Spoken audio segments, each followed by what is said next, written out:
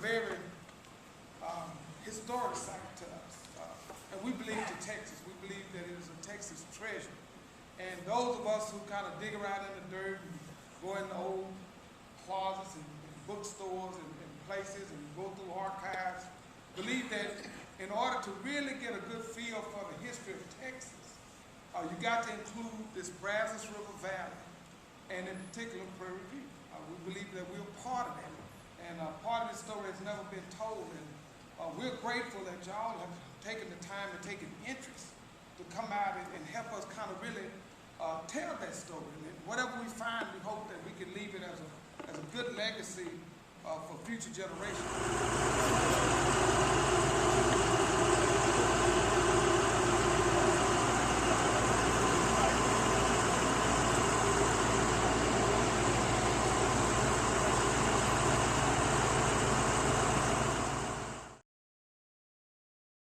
Straight ahead into the bushes up here is the main clearing where we did most of our work in 2007. We did a couple of lines out here. You'll remember the long line along the open field right here and several of the cross lines. We did out here to get a picture of the stratigraphy. I would recommend that we do that again. It will be nice to have a fourth dimension, the time dimension, to see how things change, if they change out here. And then we did most of our detailed work back in the clearing back here. And I will show you, we will probably not all go out there right now, but as we rotate through the groups, you'll get to go back there. Ground zero, and we work out from here. We have lots of headstones right here. So we are standing basically right here, okay? If we look at this map this way, north is up. This grid is sort of slightly, it's probably like this. North is slightly to the left of that tree. So this grid of dense lines right here ends at that big tree and starts where we are standing. Okay. So it draws a little trapezoid right in here.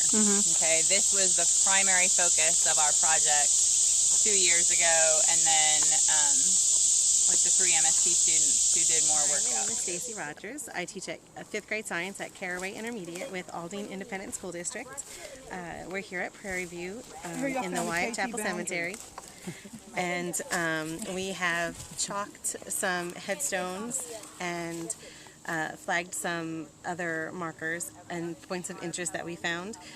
We've used a total station to get the readings for location, and we've used our GPS units to point location.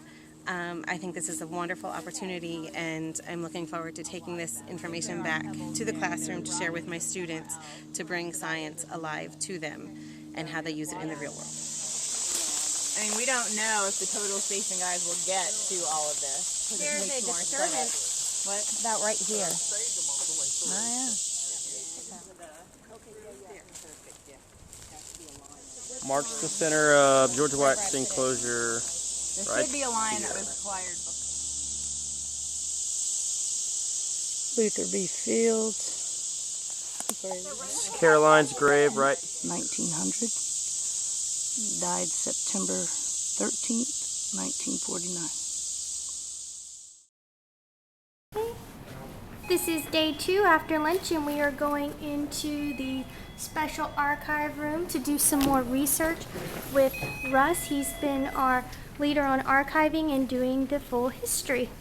So hopefully we'll find out more good information about Wyatt Chapel and the cemetery. Found some other publications by the Wyatt County Historical Commission. And this is one of the books they also produce, is 101 Heritage Homes of Wyatt County, Texas. We also have a couple of theses done by Prairie View students. Anyone need any highlighter? Not for the material, but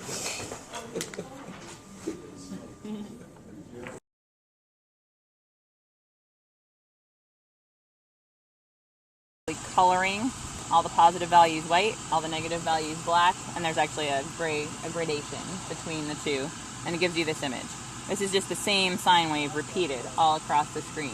When we start walking, See how it changes because you're recording the signal from different parts of the ground. You'll have the distance.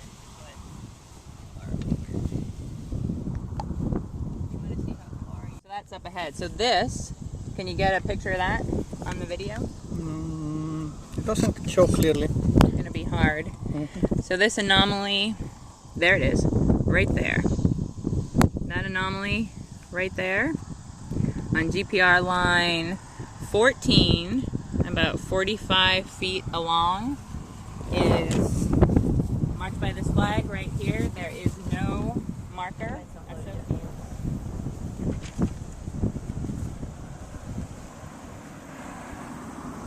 I am Davin Wallace. I'm a graduate student at Rice University, and my contribution to the project was I was doing the total station elevation measurements. So at every point, whether it was a GPR seismic line or a headstone or any point of interest, we basically took an exact coordinate and referenced that to a GPS basically location, and then did the entire total station survey relative to that. So we have exact longitude, latitude, and elevation coordinates for all those locations. Family plot, whatever.